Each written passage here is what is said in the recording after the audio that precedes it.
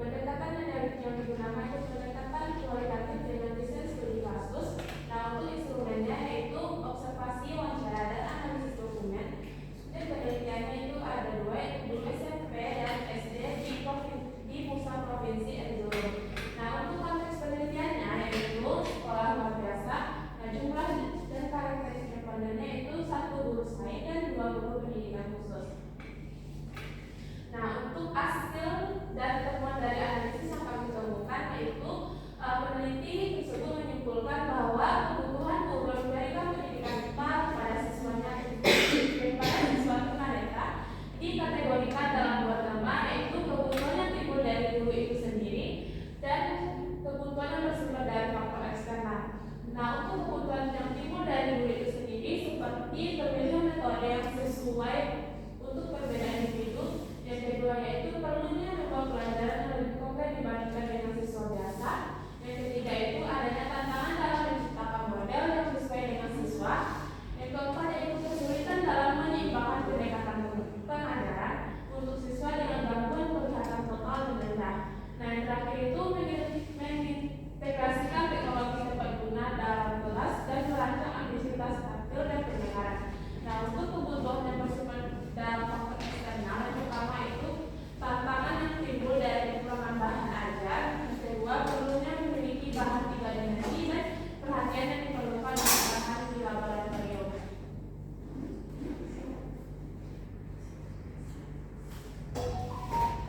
Nah, untuk kelebihan dan kekurangan dari artikel tersebut, yaitu untuk kelebihannya, artikel ini berpotensi memberikan kontribusi terhadap kebijakan pendidikan yang berfokus pada kebutuhan guru dan siswa dalam pendidikan sains bagi siswa tunanetra. Nah, kelebihan kedua yaitu dapat memberikan kontribusi terhadap masalah pendidikan saat ini dan teori serta praktek pendidikan masa depan dalam konteks internasional. Nah, untuk kekurangannya, meskipun ada rekomendasi kontribusi untuk mengembangkan sumber daya seperti buku, audio, dan materi teknik, artikel ini tidak membahas secara mendalam tentang ketersediaan dan aksesibilitas sumber daya tersebut di berbagai sekolah.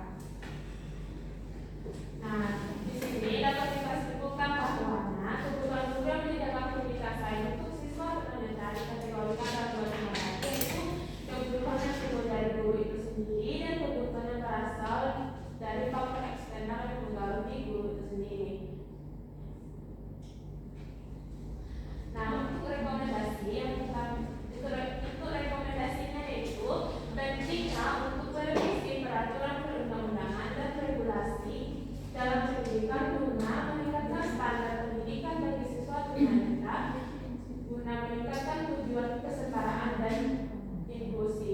Nah, rekomendasi kedua itu dapat mengembangkan menyediakan akses mudah ke berbagai sumber daya seperti buku, audio, materi taktil, dan laboratorium yang dibuat khusus untuk siswa tunanetra. Nah, selain itu juga dapat menambahkan lebih banyak konten terkait pendidikan siswa tunanetra dalam program pelatihan guru dan kurikulum guru untuk lebih memahami kebutuhan khusus ini dan dapat meningkatkan kompetensi mereka. Nah, mungkin sekian yang kembalikan kepada Bapak. Baik, terima kasih kepada Ibu. Dari visualnya akan saya jelaskan, yaitu di mana saya menganalisis artikel kebutuhan bahan ajar yang berjudul Development Needs Analysis of Teaching Material for Improving Critical Thinking Skills Student in Century 21. Nah, di sini tujuan penelitiannya yaitu untuk menganalisis kebutuhan bahan ajar dan dapat meningkatkan keterampilan berpikir kritis siswa yang dimiliki oleh Ayu Danasari, Sudianto, Kresna Bayu sampai pada tahun 2021. Metode penelitiannya yaitu pertama dari jenis penelitian ini menggunakan pendekatan kualitatif yang bertujuan untuk mendalami fenomena terkait pengembangan bahan ajar untuk meningkatkan keterampilan berpikir kritis siswa yang berguna untuk memperoleh pemahaman yang lebih kaya mengenai masalah dalam konteks pendidikan tersebut. Lalu untuk instrumen penelitiannya itu di mana ada observasi yang mengamati praktik pembelajaran di kelas, menilai interaksi antara guru dan siswa, mengidentifikasi kekurangan dalam bahan ajar dan kontribusinya terhadap keterampilan berpikir kritis siswa. Lalu untuk subjek penelitiannya itu ada guru, di mana memberikan perspektif tentang metode pembelajaran dan tantangan dalam mengembangkan keterampilan berpikir kritis siswa.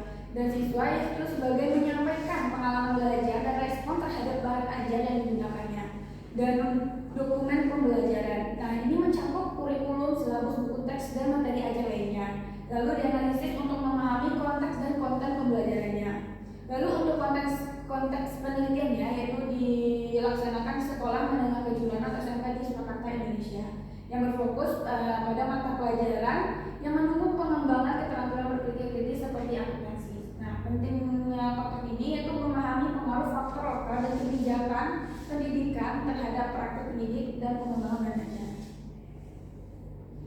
Lalu untuk langkah penelitiannya yang pertama yaitu penelitian ini melakukan identifikasi masalah terlebih dahulu, di mana mengidentifikasi ketidakefektifan bahan ajar saat ini dalam meningkatkan keterampilan berpikir kritis siswa, terutama dalam konteks kurikulum 21 Century Learning.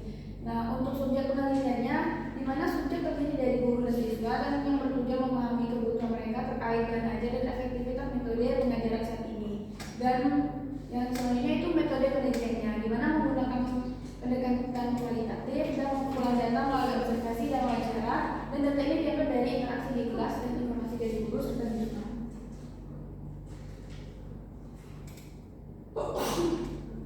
Dan selanjutnya melakukan pengumpulan data, di mana observasi kelas untuk mengamati pengajaran dan wawancara dengan guru untuk mendapatkan perspektif tentang penggunaan bahan ajar dan tantangan dalam mengajarkan keterampilan berpikir kritis. Lalu selanjutnya itu menganalisis data, di mana menggunakan teknik analisis data kualitatif seperti yang saya bilang tadi, dan menggunakan dengan langkah-langkah reduksi data, penyajian data, dan verifikasi yang bertujuan untuk mengekstrak tema-tema utama terkait kebutuhan pengembangan bahan ajar. Lalu langkah lain itu penyusunan rekomendasi. Nah, menyusun rekomendasi ini untuk mengembangkan modul bahan ajar dan mengusulkan pendekatan problem based learning dan strategi predict, observe, explain atau PBL/POE untuk meningkatkan keterampilan berpikir kritis siswa. Lalu hasil yang kami temukan yang dimana yaitu yang pertama adanya keterbatasan bahan ajar. Nah, bahan ajar saat ini tidak memadai untuk meningkatkan keterampilan berpikir kritis siswa dan tidak sejalan dengan tuntutan kurikulum pendidikan kontemporer. Dan menunjukkan perlunya pengembangan bahan ajar baru yang memenuhi kebutuhan yang diidentifikasi.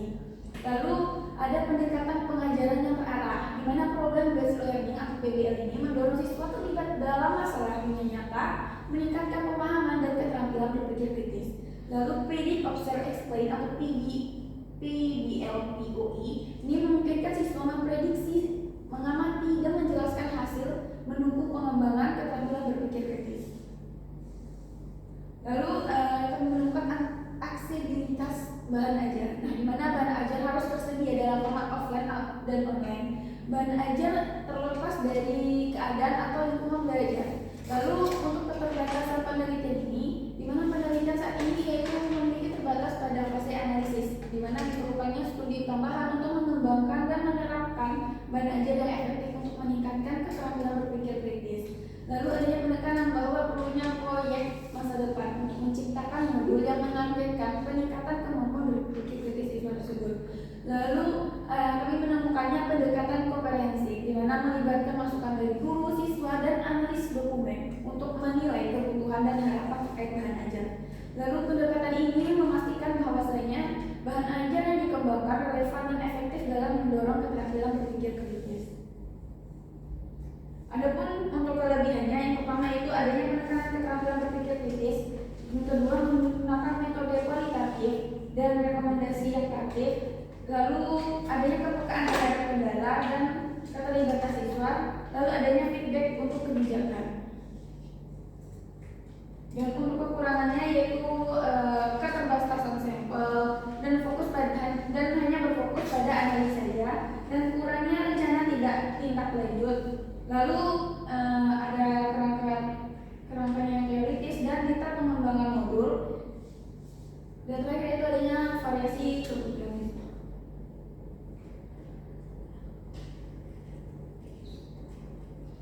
Lalu kesimpulan saran dan daftar pustaka. Dimana kesimpulannya, berdasarkan hasil penelitian dapat disimpulkan bahwasanya peneliti ini menekankan pentingnya pengembangan bahan ajar berbasis PBL dan POE untuk meningkatkan keterampilan berpikir dari siswa sehingga mendorong keaktifan belajar dan pemahaman konsep yang lebih mendalam.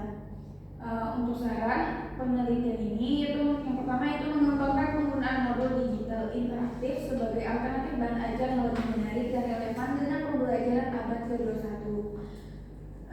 Juga efektivitas model PBL, POE dalam berbagai mata pelajaran dalam meningkatkan keterampilan berpikir kritis siswa. Materi sekian materi dari saya. Materi selanjutnya akan disampaikan oleh Rehan.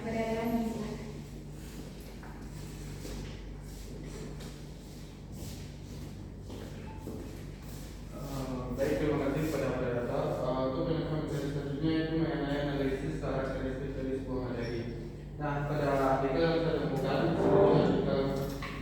dengan judul Development of Science Model Based on Flipbook about using in the exploratory system to improve learning independence. Nah, adapun tujuan dari artikel yang saya temukan ini yaitu untuk mengembangkan sebuah modul sains yang berbasis Flipbook tentang fisika dalam sistem pernafasan.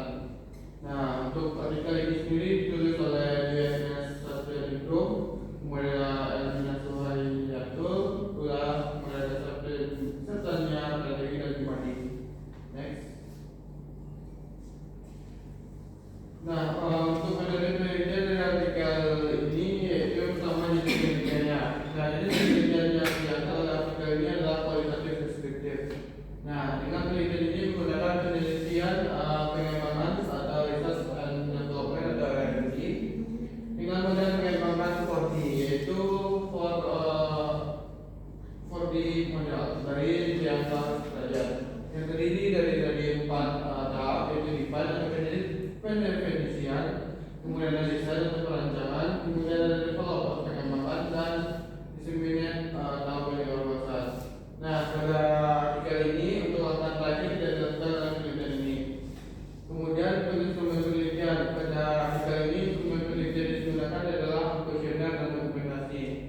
Di mana kuesioner ini digunakan untuk mengukur kelayakan modul berdasarkan penilaian ahli dan respon dari siswa.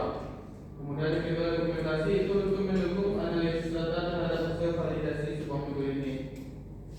Adapun subjek penelitian di sini yaitu siswa kelas 8 A di SMP IT Bakti Sani Yogyakarta. Konteks penelitian ini sendiri yaitu di sekolah menengah pertama atau SMP. Kemudian untuk jumlah dan karakteristik responden, di mana untuk jumlah responden pada artikel ini yaitu 10 orang siswa kelas 8A dengan karakteristik responden yaitu siswa sedang mempelajari sistem pernapasan dan memiliki keterbatasan dalam kemandirian belajar dalam pembelajaran dari akibat sebuah pandemi. Next. Nah, untuk langkah penelitian ini sendiri tadi sudah dijelaskan dalam langkah penelitian yaitu ada define, design, develop, dan disseminate. Nah, pada artikel ini ditemukan 3 langkah penelitian. Yang pertama itu adalah define, pendefinisian. Nah, di mana pada tahap ini dilakukan analisis kebutuhan untuk menentukan dasar pengembangan sebuah modul. Analisis ini meliputi analisis siswa, analisis tugas, analisis konsep, dan perumusan tujuan pembelajaran. Kemudian yang kedua ada tahap research atau perancangan. Pada tahapan ini dilakukan penyusunan instrumen penelitian, pemilihan media, format modul serta desain awal produk tradis Flipbook. Modul ini dirancang untuk mendukung pembelajaran mendidik siswa dengan fitur visual dan interaktif. Tahap yang ketiga yaitu ada tahap develop atau pengembangan. Nah, modul yang telah dirancang kemudian diuji oleh para ahli atau expert validation untuk menilai kelayakan isi, tampilan, dan bahasa setelah divalidasi. Dilakukan uji coba terbatas yang melibatkan siswa kelas 8 untuk mengukur efektivitas modul dalam meningkatkan kemandirian pembelajaran. Nah, di sini ada beberapa kutipan dalam artikelnya. Next. Nah, adapun untuk kelebihan dan kelemahan dari artikel yang saya temukan ini, yang pertama itu kita membahas dulu kelebihannya. Dimana pada artikel ini untuk kelebihan itu menggunakan media pembelajaran inovatif dan menarik itu penggunaan Kemudian yang kedua itu meningkatkan kemandirian mahasiswa. Yang ketiga itu validasi dan uji coba menunjukkan hasil yang sangat baik dan respon yang baik oleh siswa. Dan yang ketiga sesuai dengan kurikulum dan kebutuhan siswa. Yang pembagian kedua itu kelemahannya. Nah, pada tiga ini memiliki keterbatasan yaitu hanya pada 10 siswa saja. Kemudian pada tiga ini tidak dapat dibandingkan dengan metode pembelajaran lain. Kemudian yang ketiga tahap dissemination atau penyebaran luasan tidak dilakukan pada tiga ini. Kemudian yang terakhir tidak ada pembahasan mendalam tentang tantangan dari penggunaan buku yang telah dikembangkan. Next. Nah, selanjutnya itu hasil dan temuan dari artikel yang saya temukan. Yang pertama itu ada kompleksitas materi. Nah, pada kompleksitas materi ini, sistem pernafasan manusia merupakan sebuah materi yang sangat kompleks yang melibatkan berbagai organ yang mengatur pertukaran gas dalam tubuh. Udara masuk melalui saluran pernafasan yang terdiri dari rongga mulut, dan terdiri dari rongga hidung, laring, trakea, bronkus, dan brakteria bronkus. Kemudian setiap organ ini memiliki peran masing-masing, seperti filtrasi udara yang dilakukan oleh rambut halus dan mukus di hidung, serta pengaturan alur udara yang dilakukan oleh epiglottis di laring. Nah, mekanisme pernafasan ini dikendalikan oleh hukum fisika, khususnya yaitu hukum Boyle, di mana perubahan volume rongga dada mempengaruhi tekanan udara di dalam paru-paru, memungkinkan udara masuk saat inspirasi dan keluar saat ekspirasi. Selain itu, pernafasan juga dipengaruhi oleh faktor eksternal, yaitu seperti lingkungan, aktivitas fisik, umur, dan jenis kelamin. Kemudian untuk struktur dan menentukan penyajian materi dalam artikel ini, yang pertama yaitu pengenalan sistem pernafasan pada manusia. Materi ini menjelaskan organ-organ pernafasan manusia seperti fungsi utama setiap organ yang dibahas untuk memberikan pemahaman dasar tentang bagaimana udara masuk dan keluar dari dalam tubuh. Kemudian kedua itu hubungan hukum Boyle dengan sistem pernafasan. Nah, di mana pada bagian ini menghubungkan konsep biologi dengan konsep fisika, di mana khususnya pada hukum Boyle dengan mekanisme kerja paru-paru. Penjelasan ini mengenai bagaimana perubahan tekanan dalam tubuh dalam rongga dada mempengaruhi proses pernafasan serta dengan sebuah ilustrasinya. Dan yang ketiga itu mekanisme inspirasi dan ekspirasi. Dijelaskan secara rinci bagaimana otot-otot pernafasan bekerja selama proses inspirasi atau menghirup udara dengan ekspirasi atau pengeluaran udara, disertai dengan diagram dan langkah-langkah yang memperjelas setiap prosesnya. Dan yang keempat itu ada studi kasus terhadap gangguan pernafasan. Nah, pembahasan mengenai berbagai gangguan pada sistem pernafasan ini kemudian dilengkapi dengan penyebab, akibat, dan cara penjagaannya untuk menjaga kesehatan tubuh. Kemudian yang terakhir itu adanya latihan soal dan evaluasi. Modul ini menyediakan berbagai latihan soal.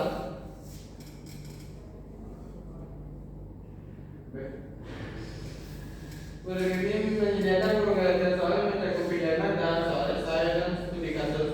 Nah, mana modul ini untuk menguji sedalam-dalam pemahaman siswa terhadap konsep yang telah diajarkan dan sejauh mana siswa dapat berpikir kritis terhadap materi yang diajarkan. Nah, ada pun keterkaitannya dengan kurikulum. Nah, kurikulum ini saat ini menekankan dalam pemanfaatan teknologi digital untuk meningkatkan efektivitas pembelajaran, sebagaimana diimplementasikan dalam modul berbasis Playbook ini.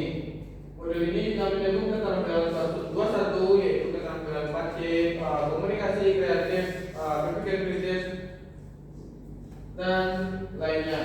Kemudian dengan menyediakan pengalaman belajar yang interaktif dan berbasis inquiry sehingga membantu siswa memahami konsepnya secara lebih mendalam. Selanjutnya itu kelengkapan dan kedalaman materi pada artikel ini. Yang pertama, materi konseptual. Nah, pada modul ini menjelaskan konsep dasar sistem pernafasan manusia serta keterkaitannya dengan prinsip fisika khususnya hukum Boyle. Nah, penjelasan ini membantu siswa memahami bagaimana perubahan tekanan dalam paru-paru dapat mempengaruhi proses inspirasi dan ekspirasi. Kemudian ilustrasi dan animasi. Modul ini juga dilengkapi dengan berbagai ilustrasi, anatomi sistem pernafasan, serta animasi interaktif yang menggambarkan mekanisme kerja dari sistem pernafasan. Dan yang ketiga ada soal interaktif. Nah, pada modul ini juga disediakan soal-soal interaktif seperti pilihan Anda studi kasus evaluasi berbasis teknologi, di mana soal-soal ini nanti bertujuan untuk mengukur sebagai dalam mana pemahaman siswa terhadap materi yang diajarkan. Next. Nah, kemanfaatan dalam kehidupan nyata. Dengan memahami sistem mekanisme pernapasan dan faktor risiko yang dapat menentukan fungsinya, diharapkan nantinya peserta didik mampu dan lebih sadar untuk dapat menjaga kesehatan paru-parunya. Selain itu, modul ini juga membekali siswa dengan informasi tentang penjagaan pernapasan serta pentingnya menjaga kesehatan. Kemudian ada interdisiplinaritas atau keterkaitan ilmu yang ada di artikel ini dengan ilmu lain. Nah, seperti yang sudah dijelaskan tadi, di sini kita ada keterkaitan dengan fisika, di mana memilih dalam mekanisme pernapasan yang menjelaskan bagaimana perubahan tekanan dan volume dalam mekanisme pernapasan. Kemudian teknologi itu memanfaatkan flipbook digital sebagai media pembelajaran yang nanti dilengkapi dengan animasi video dan gambar interaktif dalam flipbook yang membantu memahami pemahaman konsep. Next. Nah, adapun selanjutnya itu ada sesuai dengan gaya belajar siswa. Nah, yang pertama itu ada gaya belajar siswa. Nah, modul ini kami didasarkan gambar diagram dan ilustrasi terkait sistem pernapasan. Representasi visual ini membantu mereka memahami struktur dan proses terjadi dalam tubuh lebih jelas. Kemudian ada auditori yang dilengkapi dengan narasi dan video edukatif yang menjelaskan bagaimana hukum WILE dapat bekerja pada sistem pernapasan. Yang ketiga itu ada kinestetik. Nah, pada gaya belajar kinestetik bisa dilakukan dengan mengadakan eksperimen sederhana yang dilakukan oleh siswa. Kemudian pemanfaatan teknologi dan medianya. Nah, pada tiga ini kita memanfaatkan flipbook yang dilengkapi dengan animasi gambar interaktif dan video yang kami susun memahami konsep pernapasan dengan lebih baik. Nah, modul ini juga memanfaatkan smartphone, tablet, dan komputer yang untuk mendukung pembelajaran. Banyak juga terdapat jalannya soal yang dapat dilakukan melalui kuis interaktif dan soal berbasis digital. Next. Nah, kesimpulan saran tentang pustaka dari artikel yang saya temukan. Untuk kesimpulannya, penelitian ini menunjukkan bahwa pengembangan modul berbasis flipbook sudah sesuai dengan pembelajaran IPA dan siswa tertarik menggunakan modul yang skematik dan serta mampu mendukung kemandirian belajar siswa. Kemudian saran saya untuk penelitian ini itu perlunya dilakukan dalam implementation sehingga modul yang ada dapat lebih baik. Kemudian perlu adanya penjelasan bagaimana tantangan dalam penggunaan flipbook ini. Next. Baik, sekianlah penyampaian materi dari saya kembalikan kepada saudara. Baik, terima kasih kepada rekan. Materi selanjutnya akan disampaikan oleh selanjutnya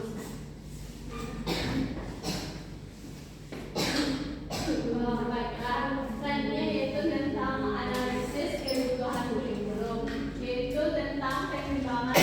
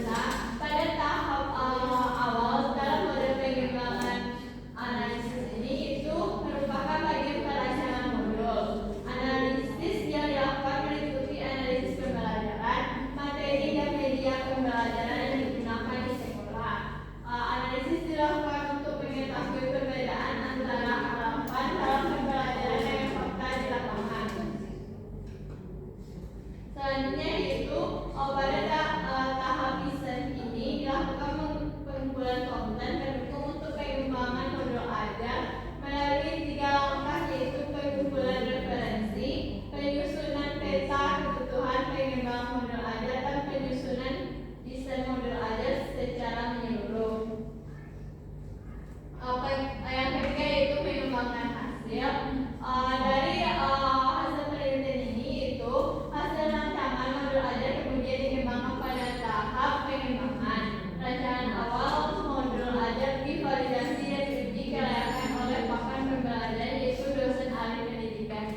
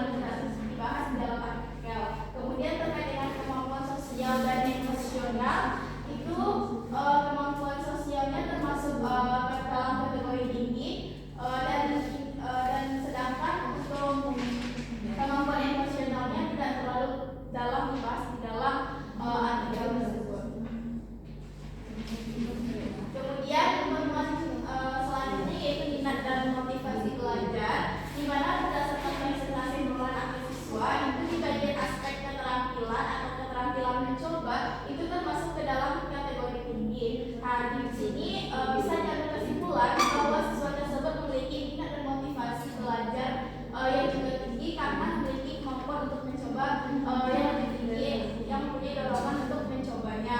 Kemudian latar belakang sosial dan budaya ini juga adalah peserta didik yang tidak dijelaskan secara rinci latar belakang sosial dan budayanya. Kemudian kemampuan awal dan kesiapan pelajar itu ditinjau dari 3 aspek, aspek sikap, pengetahuan dan keterampilan, di mana kompetensi siswa dari aspek sikap termasuk ke dalam kategori tinggi, dari aspek pengetahuan kompetensinya termasuk ke dalam kategori sedang, dan kompetensi siswa dari aspek keterampilan termasuk ke dalam kategori tinggi. Nah, berdasarkan kompetensi awal tersebutlah siswa sudah memiliki kesiapan belajar yang cukup baik dalam melaksanakan pembelajaran di sekolah. Kemudian kelebihan jawaban artikel yang pertama, kelebihannya yaitu menjadikan data hasil penelitian yang mendukung kesimpulan bahwa siswa membutuhkan bahan ajar berupa buku teks IPA terpadu. Kemudian menggunakan metode penelitian metode yaitu metode kualitatif dan kuantitatif secara berurutan, sehingga data yang diperoleh dari artikel ini mendalam dan komprehensif. Kemudian fokus pada analisis karakteristik siswa, di mana artikel ini menekankan analisis karakteristik siswa yang mencakup aspek sikap, pengetahuan dan keterampilan siswa untuk kebutuhan pembelajaran dalam pengembangan belajar. Sedangkan kelemahan dari artikel ini kurang memberikan detail mengenai karakteristik siswa seperti tingkat perkembangan kognitif dan latar belakang dari peserta didik yang dilakukan penelitiannya. Kemudian artikel ini tidak membandingkan hasil penelitian dengan penelitian yang lain secara luas. Kemudian artikel ini hanya mencakup kepada ketergantungan pada satu model pembelajaran, yaitu model Weber. Adapun kesimpulan dari artikel ini itu analisis kompetensi awal siswa diperlukan untuk mengetahui apa saja dibutuhkan di dalam pembelajaran. Salah satu kebutuhan pembelajaran adalah sumber belajar berupa buku teks, dan analisis diperlukan untuk perancangan buku ajar ini. Nah, kemudian karakteristik siswa yang perlu dianalisis meliputi 3 komponen, yaitu sikap, pengetahuan dan keterampilan. Dan hasil yang diperoleh akan menjadi dasar nantinya bagi peneliti untuk merancang dan mengembangkan buku ajar dan pelajaran. Kemudian rekomendasinya untuk menghasilkan media pelajaran yang sesuai dengan karakteristik peserta didik, diperlukanlah analisis dari karakteristik peserta didik tersebut. Kemudian analisis dari artikel penelitian terkait dengan analisis kebutuhan siswa ini, judul artikelnya itu analisis gaya belajar siswa pada mata pelajaran IPA di SMP N40 Makassar. Nah, sumber artikelnya itu dari Journal of Mathematics and Science. Kemudian tujuan penelitiannya itu untuk menganalisis karakteristik gaya belajar siswa, dan jenis penelitiannya penelitian kuantitatif deskriptif. Instrumen penelitian yang digunakan itu angka pilihan ganda dengan jumlah soal sebanyak 50. Kemudian subjek penelitiannya siswa kelas 8, yaitu kelas 82 dan 86 serta kelas 74 di SMP Negeri 40 Makassar. Kemudian konteks penelitiannya SMP, dan jumlah karakteristik respondennya yaitu 23 orang siswa yang dipilih menggunakan teknik otomatis sampling yang bertujuan untuk memperoleh data tentang gaya belajar siswa. Langkah penelitiannya yang pertama itu studi literatur, yang kedua pemilihan responden dan penyebaran instrumen penelitian, yang ketiga itu pengumpulan data, yang keempat adalah analisis data, dan yang kelima adalah kesimpulan. Kemudian hasil dari artikel ini yaitu di mana untuk kelas 82 dan kelas 84 adalah gaya belajar auditori, dan nomor 6 adalah gaya belajar siswa. Nah, kecenderungan dari gaya belajar peserta didik ini umumnya di SMP 40 Makassar ini adalah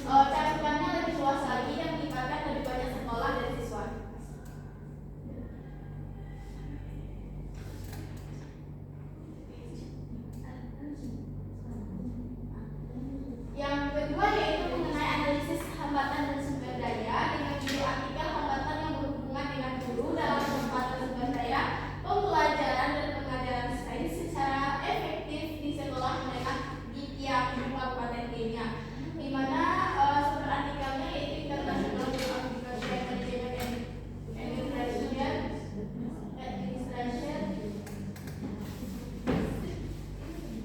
Dan penelitiannya untuk meneliti hambatan terhadap pemanfaatan sumber daya yang efektif untuk pengajaran sains di sekolah menengah dan menentukan faktor-faktor terkait guru yang bermanfaat pemanfaatan sumber daya secara efektif dalam pengajaran dan pembelajaran sains di sekolah.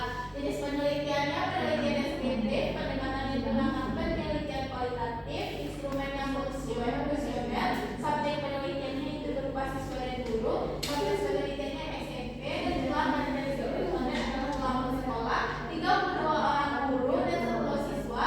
Responden siswa dan guru sains di sekolah menengah negeri di distrik Ika Barat yang baru dipilih dengan teknik formative sampling untuk memastikan representasi semua kelompok dalam memperoleh data tentang KBBM. Langkah penelitiannya dalam yaitu merancang desain penelitian, metodologi penelitian, metode kalkulasi, prosedur pengambilan sampel, instrumen penelitian uji coba kuesioner, kumpulan data dan analisis data. Tema dan hasil penelitian artikel ini itu terkait identifikasi sumber daya yang ada, di mana sebagian besar fasilitasnya tidak memadai, kemudian di mana kurangnya ruangan fasilitas, kekurangan guru IPA, tingginya jumlah siswa yang mendaftar, dan kurangnya asisten laboratorium yang berkualifikasi di laboratorium.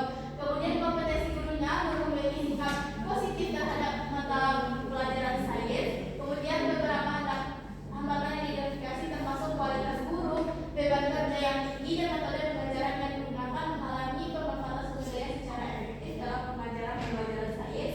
Kemudian guru tidak melibatkan siswa lebih banyak dalam kegiatan di kelas, dan guru juga tidak mengizinkan siswa untuk mengakumulasi pelajaran yang diajarkan.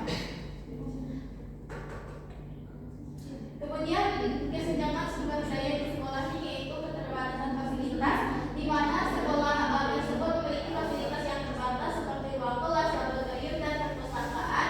Kurangnya sumber daya manusia, sekolah memiliki kurangnya guru IPA dan asisten laboratorium sehingga pendaftar di sekolah tersebut banyak. Kelebihannya yaitu penelitian ini fokus jelas pada hambatan-hambatan terkait guru dalam pemanfaatan sumber daya pembelajaran, metodologi penelitiannya terstruktur, dan sedangkan kelemahan dari artikel ini itu sampelnya terbatas, itu hanya dilakukan di daerah Kabupaten Tiapu dan instrumen penelitian yang terbatas.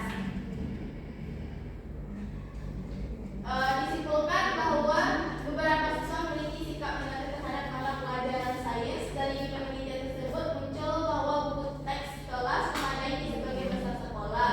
Kemudian di sini guru tidak membaca siswa lebih banyak dalam kegiatan kelas saat mengajar. Guru juga tidak mengizinkan siswa untuk mengevaluasi pelajaran yang diajarkan. Kemudian kurangnya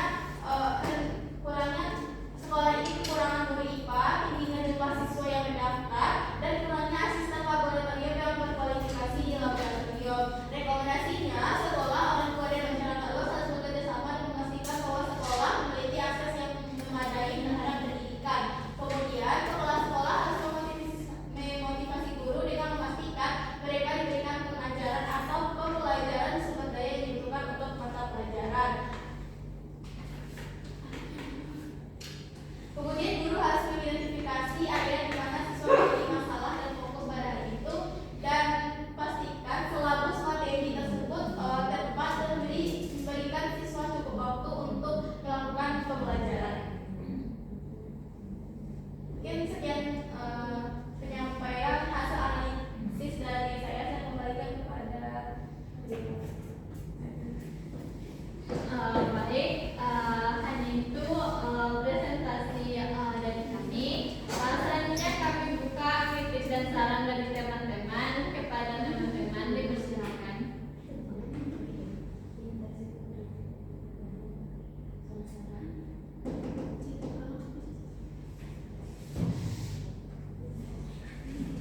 Jika tidak ada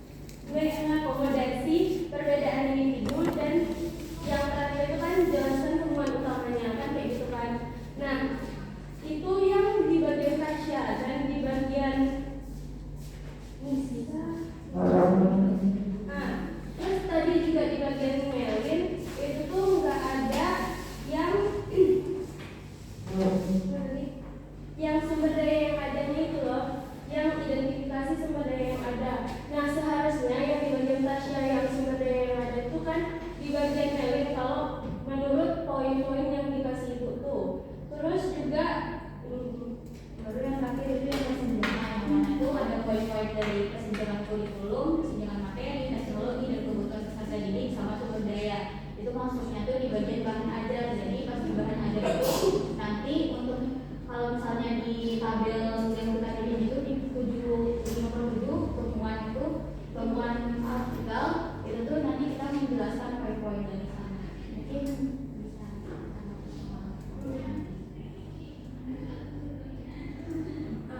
izin anak untuk bagian tasnya yang bagian dari kesenjangan sumber daya tadi itu kan tasnya bisa tadi kan artikelnya yang satu